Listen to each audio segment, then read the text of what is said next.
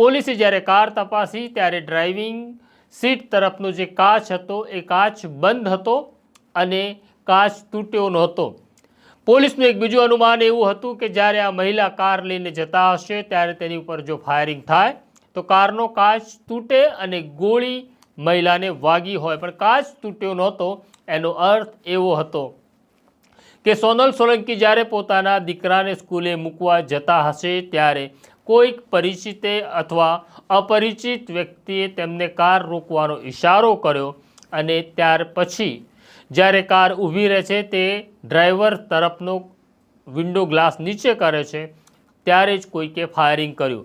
FSLના અધિકારીઓનું કહેવું એવું હતું જે પ્રકારની ઈજા છે તે શોર્ટ રેન્જ ફાયરિંગની છે, એટલે કે નજીકથી ગોળી મારવામાં આવી અને ગોળી મારનારે કાનની બરાબર પાછળના ભાગે ગોળી મારી છે.